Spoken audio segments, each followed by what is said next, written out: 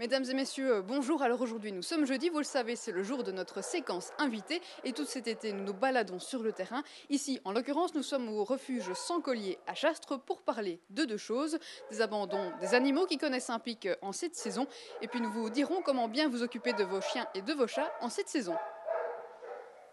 Et pour en parler, je rejoins Sébastien de Jong qui est coordinateur ici au refuge Sans Collier de Chastres.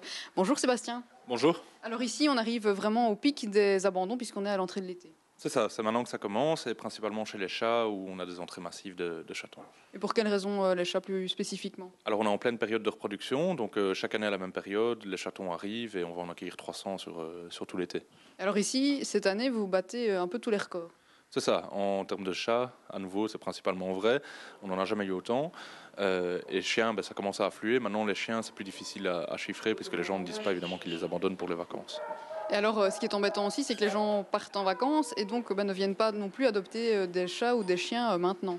Voilà, donc on a plus d'animaux qui rentrent et moins qui sortent, ça peut se comprendre, mais donc d'ici début juillet jusqu'à la mi-août, on a très très peu d'adoptions.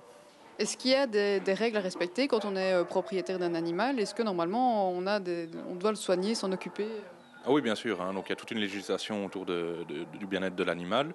L'abandon est un délit, hein, d'ailleurs, donc on ne peut pas abandonner sur la voie publique. Et donc il faut veiller à son animal de compagnie. Et nous, on doit aussi assurer ce suivi-là au niveau des particuliers, répondre aux demandes de plainte, etc. Et alors au niveau des chats aussi, il faudrait peut-être développer davantage la stérilisation? Voilà, donc il y a déjà un plan qui a été prévu où les refuges ont l'obligation de stériliser et les éleveurs aussi avant de placer les chatons en adoption, c'est très bien, mais ça reste un gros problème et donc on espère que plus tard les particuliers devront aussi stériliser leurs chats pour réduire ce nombre, puisqu'on rappelle que chaque année il y a plus de 30 000 chats en Belgique qui arrivent dans les refuges.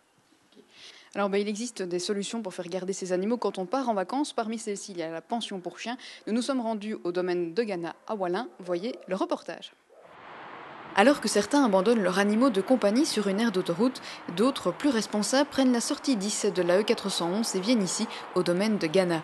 Les propriétaires ont rénové une ancienne pension, ils viennent d'ouvrir la leur ce 1er juillet. Ils peuvent y accueillir jusqu'à 36 chiens. En ce début des vacances, ils sont 21 à venir passer quelques jours ici. La pension est effectivement maintenant très demandée, due au départ en vacances. Vu que les personnes partent en vacances, il faut trouver une solution, une alternative. S'ils ne savent pas prendre leur chien, ils viennent le déposer dans des centres comme celui-ci, des pensions canines. La pension est déconseillée aux chiens âgés de moins de 5 mois car ceux-ci doivent d'abord trouver leur repère dans leur nouveau foyer. Hormis cela, qu'ils soient grands ou petits, qu'ils soient calmes ou qu'ils aient leur petit caractère, tous les chiens sont les bienvenus.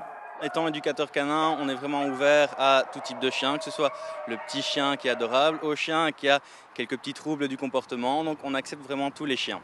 Et pour les chiens qui sont ici, c'est un peu comme des vacances. Et le matin, généralement très tôt, entre 6 et 7 heures, on commence le nettoyage, on distribue la nourriture, on sort les chiens, on les promène et on fait ça avec chaque chien. Donc ça nous prend un petit temps et on termine très souvent aux alentours de midi pour tout ce qui est nettoyage. Et là on continue les balades, que ce soit dans le lieu ou bien autour du lieu quand on part dans les champs promener un chien.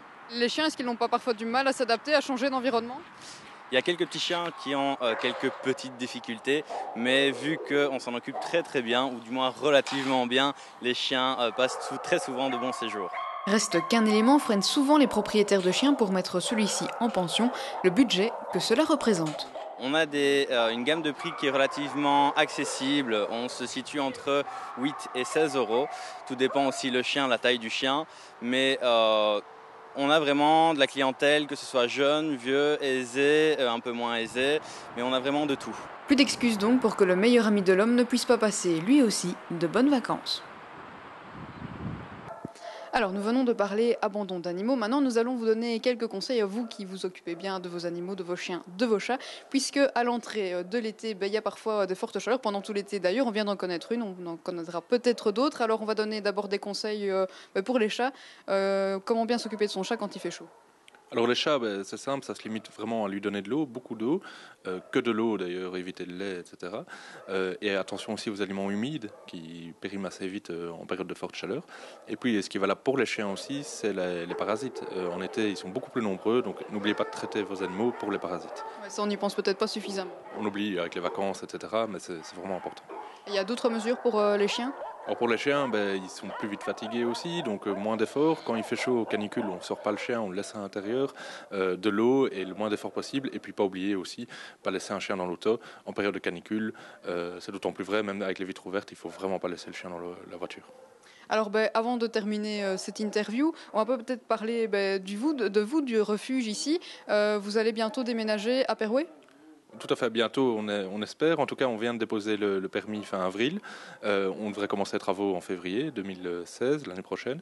Et donc le temps des travaux, on espère 1 an et on sera dans un nouveau bâtiment et ça fera du bien. Ça fera du bien parce que les bâtiments seront plus grands ? Alors ce sera plus grand, mais ce sera aussi beaucoup plus confortable pour les visiteurs et pour les animaux, bien entendu, avec le chauffage, avec de l'espace, etc. Donc oui, ce sera vraiment un refuge modèle dans la région. Voilà, on viendra sûrement vous voir quand vous serez à Perouet. Merci en tout cas de nous avoir accueillis ici et à très vite.